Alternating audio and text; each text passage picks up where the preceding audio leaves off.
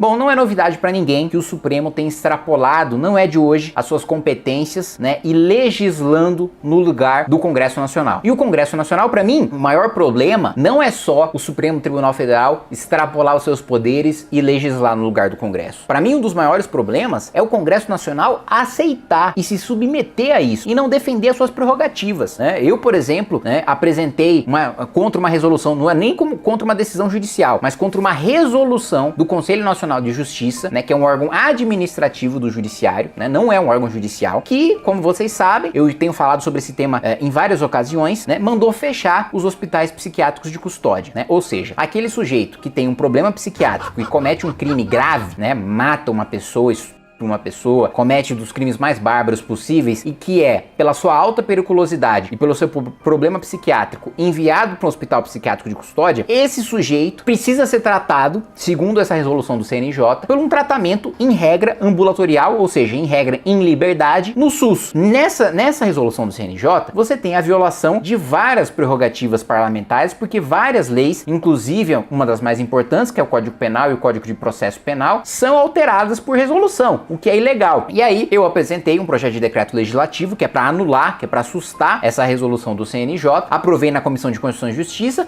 mas tem sido uma dificuldade enorme colocar no plenário da Câmara dos Deputados, porque boa parte dos deputados tem receio de votar contra um órgão administrativo do Judiciário. Tá com medo, tá com medinho. Né? Então o Congresso se submete a esse domínio do Poder Judiciário, às vezes por rabo preso, às vezes, mesmo sem ter rabo preso, o deputado ou senador fica com medo porque o ministro do Supremo pode resolver achar pelo em ovo, mesmo que aquele sujeito não tenha cometido nenhum crime, manda alguma coisa para PGR, para PF, até o sujeito provar que é inocente, já manchou, já destruiu completamente sua reputação e sua carreira política. Então você tem um receio muito grande. E aí agora o Supremo Tribunal Federal tomou a seguinte decisão: o Congresso Nacional deve aprovar uma lei complementar revendo o número de deputados federais por estado com base no último censo. E aqui eu vou falar um ponto. É fato que o Congresso Nacional errou e tem errado quando não aprovou a cada censo, antes das eleições, o número de deputados federais por estado. Por quê? O que diz a nossa lei complementar? Nossa lei complementar diz que o Congresso Nacional, ele tem a competência de alterar a lei complementar para mudar o número de deputados federais que cada estado vai ter, respeitando um máximo de 70 e um mínimo de 8. Aliás, eu sou relator, né, de uma PEC na Comissão de Constituição e Justiça que nunca foi pautada e nunca vai ser pautado, porque eu dei parecer favorável a reduzir o número de parlamentares e, né, a maioria esmagadora dos deputados não quer que fique mais difícil para ele disputar a eleição.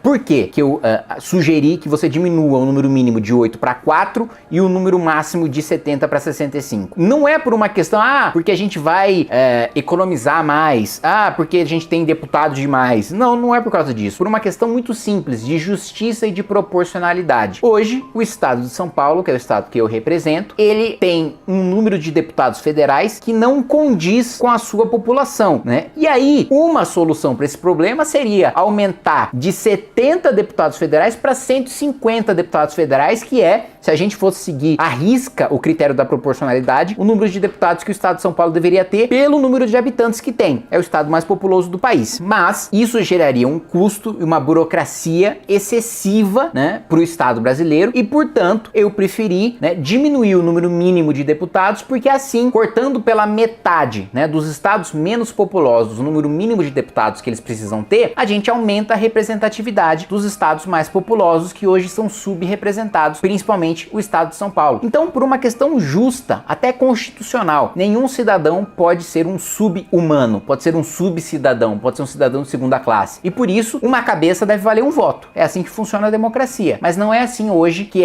funciona a representação, principalmente para o estado de São Paulo. Mas, independentemente dessa questão, vamos lá. A lei complementar diz que, conforme muda a população de um estado, se um estado ganha habitantes, ele precisa ter mais deputados federais. Se ele perde habitantes, ele precisa ter menos deputados federais. Mas que é prerrogativa do Congresso Nacional aprovar essa lei complementar. O Congresso Nacional não muda a lei complementar, acho que desde 1993, salvo engano, né? E isso sim é um erro do Congresso Nacional, mas é um erro que a população precisa cobrar do Congresso Nacional para o Congresso Nacional mudar. E não que uma decisão do Supremo Tribunal Federal tem que obrigar o Congresso a tomar. Porque qual foi a decisão do Supremo? A decisão do Supremo foi o seguinte: tivemos um novo censo. Esse novo censo tirou, por exemplo, vou citar aqui bancadas das mais afetadas. A bancada do Rio perde 4 deputados. Bahia perde 2. Paraíba perde 2. Piauí perde 2. Rio Grande do Sul perde 2. Alagoas perde 1. Pernambuco perde 1. Enfim, só para citar alguns exemplos. E aí o Supremo diz: olha... Oi, amigo, o primeiro, o que acontece? Você, Congresso Nacional, precisa aprovar uma nova lei complementar, né, até 2025, antes das eleições de 2026, para mudar o número de deputados federais de cada estado. Se você, Congresso Nacional, não mudar a lei, eu vou dar poder para que o Tribunal Superior Eleitoral mude a lei e ele legisle no lugar de vocês e decida quantos deputados federais cada estado da federação tem que ter. E isso, obviamente, mexe com interesses de gente muito poderosa dentro do Congresso Nacional e pode fazer com que pela primeira vez você tenha uma mobilização, né, de setores do Congresso Nacional contra o Supremo Tribunal Federal, porque agora eles estão mexendo com interesses diretos de deputados muito poderosos. Alagoas perde um deputado federal. Alagoas é o estado de Renan Calheiros, que é um senador governista poderoso, e do presidente da Câmara dos Deputados, o deputado Arthur Lira. Bahia é o estado de boa parte dos líderes partidários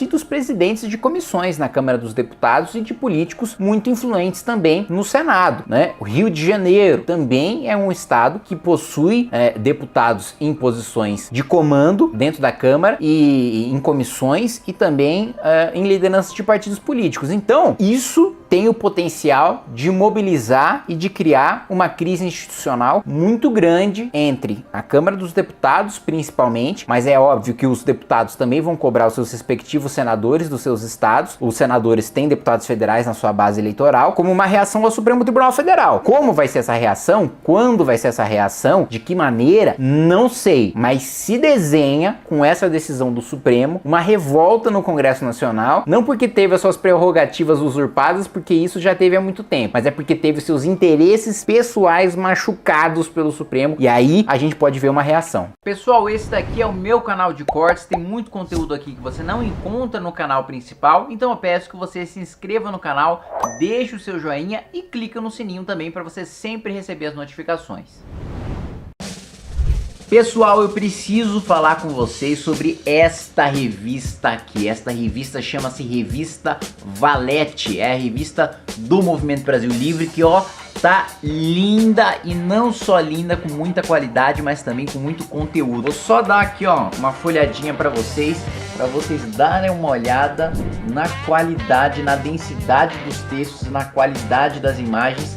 É uma revista absolutamente profissional e para você assinar, ter acesso a ela, é só você clicar no link que eu vou deixar aí na descrição para você receber a Valete bonitinha aí na sua casa, com artigos de gente muito inteligente para te atualizar e te deixar, né, no limite do conhecimento de várias áreas envolvendo filosofia, história, geopolítica, política, economia.